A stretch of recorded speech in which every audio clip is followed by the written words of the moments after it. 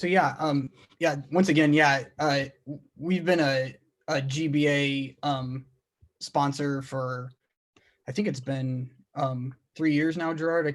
I lost track, but yeah, so we've been excited to be um, a member of GBA, and super excited to see it grow and support the user groups and the working groups.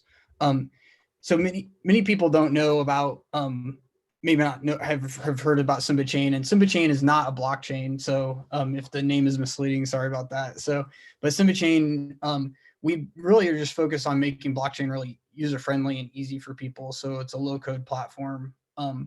So we started from a DARPA phase 1 SIBR grant back in 2017.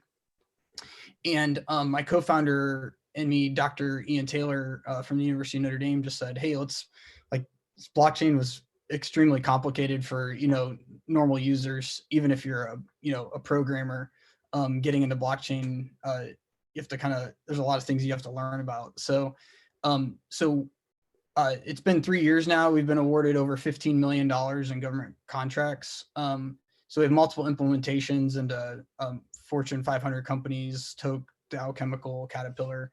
And then we also have a large educational platform that we go around and help a lot of universities start learning how to build smart contracts. And we have a really easy WYSIWYG and drag and drop, kind of like Visio from a smart contract generation standpoint. So, and then we have a lot of things coming out with badges and certs, verifiable credentials, and decentralized identities. But our biggest clients are actually supply chain. So a lot of the Navy and Air Force are using us from a supply chain risk management standpoint and traceability. And so we have the first authority to operate inside the Navy. And so that's kind of a big deal as far as blockchain goes. So we have a very sophisticated infrastructure that's been being deployed out through different government agencies. And you probably wonder, like, why do governments, why would anybody build a blockchain like a permission blockchain? It's like, doesn't make any sense. But actually, there's a lot of agencies that don't really trust each other, even within the government. So, and then if defense logistics agencies, like one of the largest suppliers in the world, their GDP, they kind of dwarf the GDP of most small nations. So DLA is massive, and they supply Air Force, Navy, Army, and it's a pretty big outfit. But trying to provide that trust layer back in between the different logistics, the depots, and even suppliers. So we're actually connecting Boeing supplying networks to with DLA, with Navy, with Air Force, and those different things. But our architecture is wrapped in auth. We have so it's really easy. If you go to app.simbachain.com, you can it's completely free. And the SIMBA chain model. So we have the smart contract designer, virtual application APIs, transaction validation resilience. So if you've ever tried to deploy consensus quorum, or if you're doing Hyperledger Fabric or these other things, just handling the asynchronization and things behind that is does take a lot of work if you want a really enterprise application. We also provide versioning of your smart contracts. We have a transaction cache that you can query, which we'll get into how that works, and then search and access APIs, dashboards, SDKs. You can go to our website. We have on our documentation page, we have every type of SDK you can think of. And then we have a way of off-chaining, so printing a secure fingerprint on-chain, but you have that reference off-chain securely linked data. So going from left to right. Yeah. Joe, can I throw one thing? Go ahead. Your solution is free. You got essentially a free version, so people can. All the stuff you're showing them is not necessarily just a sales thing. People can actually engage with this right off the bat. Is that right? Yes, absolutely. Yeah. So we are a freemium platform, and you can just log in at app.simbachain.com, create your user account. Our badges and certs are getting ready to launch, so you'll be able to monetize that if you want to do training and put your own logo on there, and you can certify people on whatever, it might not be blockchain, it might be other things that you are really excellent at. You can provide that cert on the blockchain back to somebody, and they can, handle that. So that'll be deployed to Ethereum to begin with, but we'll be allowing other, you can launch to other blockchains because we support Binance Smart Chain, Hyperledger Fabric, Stellar, RSK. So we have a lot of different bindings to our platform. To different users have different needs for different blockchains.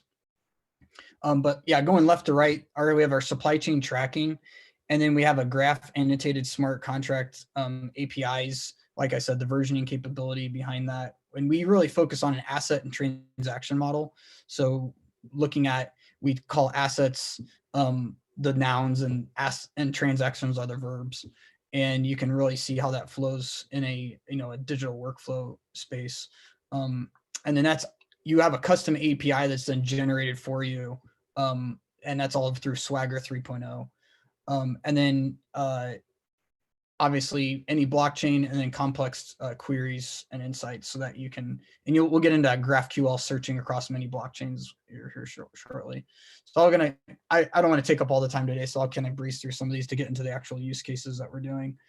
But once again, this is our graph-based model, and providing that REST API and generating those methods and parameters. So we bind to the smart contract method calls, so that you can even, and I'll get into how we have Truffle Suite integration. So we just demoed our stuff at TruffleCon recently, which Truffle just got acquired by Consensus, which was just brand new news today. So they were in Consensus, and then they were on their own, and then Consensus acquired them back. So we have an extensible graph model, like I mentioned. So it's a scalable solution, and really sustainable to what enterprises are really looking for from a life cycle management standpoint. Our purpose, once again, is low code, zero code approach. We have integration with Microsoft Power Apps. So if you're familiar with Power Apps, it's like 260 different connections. So we have a full line where you can generate your connectivity, and it auto generates a smart contract that can go on the blockchain that connects back to the Power App that you built. So upgradable new smart contracts and language versions. So the Truffle Suite provides the expert mode. So SIMBA, our IDE in the cloud is not like super sophisticated. It's like drag and drop build, but then you can go into Truffle mode and do like some really expert, what everybody does. Everybody uses Truffle when you're thinking about smart contract designing. And so once again, it's our Visio models style drag and drop. So you can create an asset transaction model. This is an example of an additively manufactured component. And then you can define those parameter sets in the application, and then it auto generates the Solidity code for you. Then what you do is you just go to your network, and you can go to Ethereum. Circle of Life is our own private permission network, but you can deploy to Rinkeby or Coven, or you can go to all kinds of different, like I said, we have Binance Smart Chain, we have RSK, Hyperledger, Fabric and Burrow, and Stellar is orthogonal to these blockchains. So we have a different designer because it has set operations, how Stellar works. Then you define, you can do off-chaining, because not everything needs to be stored on a blockchain. And then you choose the smart contract application. We support multiple smart contracts per app, so you can choose multiple smart contracts in an application, and then you can hit deploy. And we have HD wallets in the because we don't store anybody's private or public keys, so it's very secure. So you can even integrate it with MetaMask if you so choose. So you don't have to use our HD wallet. And so this is just going over those APIs are automatically generated in Swagger, and you can do API keys, so you can do all that. And then we have Swagger and Redoc, so all your stuff can get generated into that. So if you are familiar with, like, we really equate ourselves to what Parse was. I don't know if people remember what Parse was, but they were acquired by Facebook many years ago, but they were a mobile back end as a service, and we're very much similar to the same thing, but just in blockchain, where you're able to auto generate these APIs to communicate with your various applications and SDKs. So we have the transaction and validation resilience. So this is, I won't spend a lot of time on this. All this is on our website. You can go and read into that. But we have a block monitor, so that handles the nonces, and you don't have those kind of collisions and problems that you might normally have from and it automatically fixes those errors. So this is talking more about the block mon and the transactions. So we crawl that blockchain 24/7 to assure the consistency. So this is getting into some of the details of our implementation at the DoD. So we have the consensus quorum nodes, and then we have the OEM Hyperledger Fabric, because Boeing's using Hyperledger Fabric. So the Navy's using consensus quorum, Boeing has their own blockchain as a service, so we have to be able to be interoperable with those.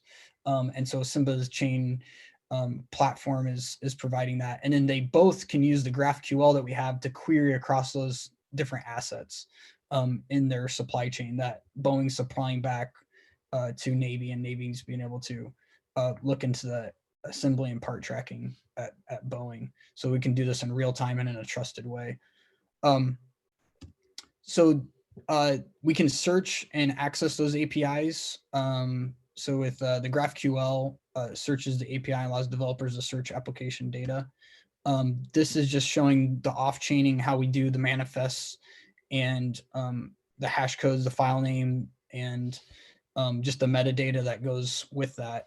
And we support IPFS stuff, Azure Blob Storage, and we do S3 containers as well. So if you're interested in Amazon side of things, I should say our whole enterprise platform is deliverable on-prem. So we have Kubernetes and Docker that you can take the entire SIMBA chain platform, and if you're looking for an enterprise solution, it can be deployed on-prem. And then, like I said, we have the transaction subscription, so you can subscribe. We have Twilio integration for SMS and email and webhook notifications, so you can subscribe to different things that are happening on chain. Then our auth, we have once again, DoD, we have CAT card integration. So if you're familiar with that, and Auth0, Azure Active Directory for many enterprises. And it handles all the server side signing for the wallets, because on the enterprise side, people aren't, we're usually dealing with the system admins, and their users are not going to understand how to use a blockchain wallet. So that all gets signed on the server side. And once again, SDKs on Python, Java, Node, and .NET. And this is our dashboard. So there's many pretty extensive, but lots of functionality there to provide that, and the smart contract generation that you get. This is the GraphQL interface. So now we can query the different levels are like blue, yellow, orange, or blue, green, orange. And that can, if you're familiar with GraphQL, you can, to have a supplier part and the relationship of that. So we really are focusing, like Facebook shows relationships of different users and what things you like and things like that. Well, supply chain, we took the same approach, and now we have a graphical way to search and query that by clicking and interactively highlighting those different items and showing those relationships. So showing into the define what your filter is. So, and searching supplier, part, and then the part extra detail, and then being able to query across all that. So this is kind of showing the different levels when we're choosing a part and the part number, and then diving deeper into that part, and then the actual data within inside that part, and showing all the detail. And you can see the transaction hashes that are happening on the blockchain for that. So this is the truffle integration. So if you're interested in that, there's a whole video that we can share with you on that. I won't go into that today. This is Tokes. So we have at Microsoft Inspire, we provided showed our integration with Tokes. Tokes is a multi-billion-dollar restaurant conglomerate, and they handled their own coffee supply chain. And so it was really cool because they they did a study, and a lot of consumers don't really trust the data that come from a lot of the products. So Tokes wanted to add value and assurance back to the supply chain. And so we have this whole app that actually runs now in I think it rolled out to 25 different farms right now, just in November. And basically, it provides the farmer, there's good and best coffee, and they wanted to allow for that to be tracked. So it generates a barcode, and then we have the desheller. The desheller has the app that scans the barcode, tracks the return of the deshelled beans to the roaster. The roaster then has the scan barcode, tracks the arrival of the beans, and then we have the warehousing, and then right to the restaurant. And so the cool thing, the next generation, is you can allow tipping back to the actual farmer. Um, so um, so we're really trying to Tokes is very interested in sustainability in their supply chain, and they really want everybody along the supply chain to add value and make money. And this is another new way of providing this kind of decentralized DApp to provide that tracking and assurance back to the consumer and make that connection back to the farmer. So for the first time, the coffee beans will be tracked from farms to Tokes restaurants. Counterfeit coffee cannot be exchanged on the Takana coffee. Only coffee from Takana can be labeled as Takana, and enables new business models for the farming communities. So that we're really excited. We think this is awesome. It's doubled the pay of the farmers, which is awesome. So we're just really, this has been a really awesome thing delivery for this year. So more stuff that we've done with the Digital Manufacturing Institute, MXD in Chicago, with Dow Chemical. Supply chain managers have problems of analyzing the risk, and so we were able to do multiple risk assessment on a blockchain to provide targeted communications and implementations of a predictive model of supply chain disruption. We really started in logistics and tracking with DARPA and transfer of secure messages, and really decentralizing the back office infrastructure, not having a single point attack vector. We work with health space from providing transparency into food and health safety. The Department of Energy, we've got contracts for doing decentralized peer-to-peer smart grids using our SIMBA API. And then, as mentioned, we have Air Force and NavAir contracts that extend out 5 years that we've been doing supply chain traceability with them and their suppliers. So we won the first advanced manufacturing Olympics by the Air Force. So we won the gold there. That was exciting, beating Boeing and Stratasys.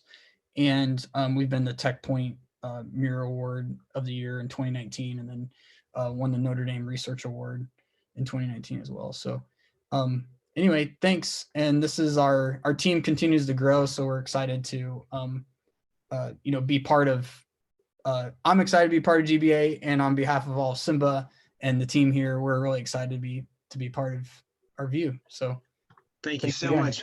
Yeah. So we're going to open it up to questions after we're done. So I'm sure a lot of folks will have some great questions. Peter has joined us as well. Peter's got some background in the blockchain and the ag supply chain. Oh, and Joel, if you want to, you can email me that presentation. I'll put it in the Dropbox folder, so it'll be available. If you want to, you don't need to. Sure. Yeah. No problem. All right. So Peter, let me turn the floor over to Peter. So Peter Johnson is he leads our UN SDG community of interest. He's also going to be facilitating the event that we're doing in May at the British Embassy.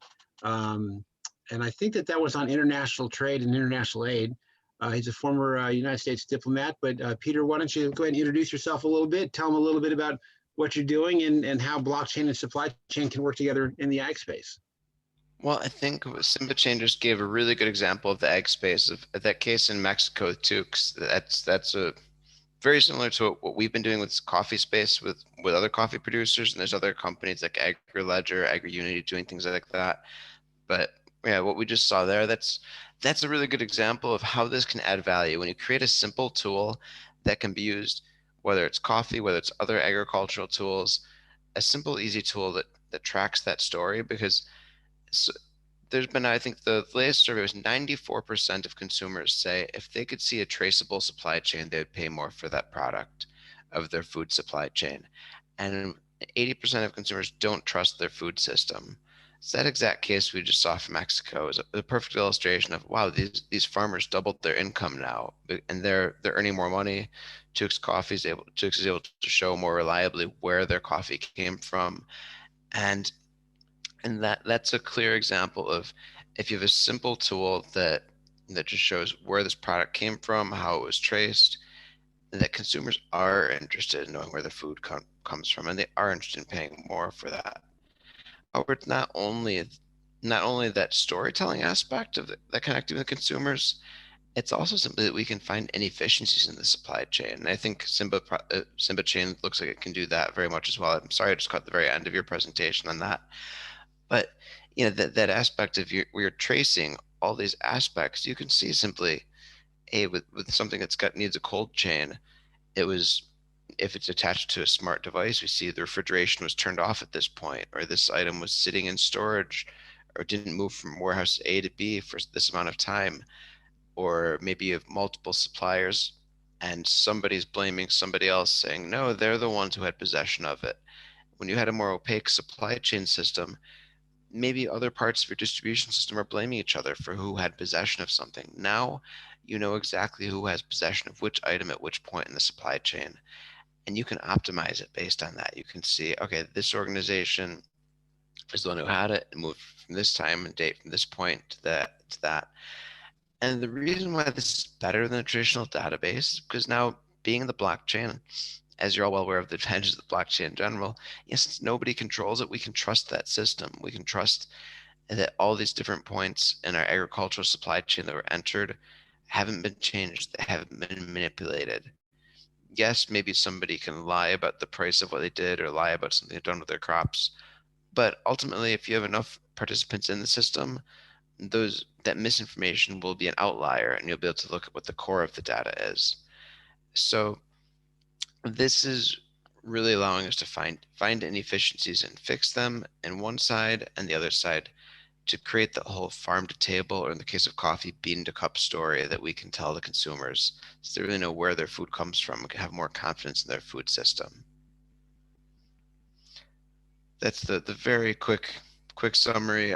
Just other quick intros of what I'm doing. The blockchain SDGs community of interest, we do want to get more conversations going. I'll be starting to post more in there in the near future. And if we want to talk more about how blockchain is used for the SDGs, I teach a class in that for Unitar. But I think there's a lot of other experts in this call and in this team that can bring together new ideas for that.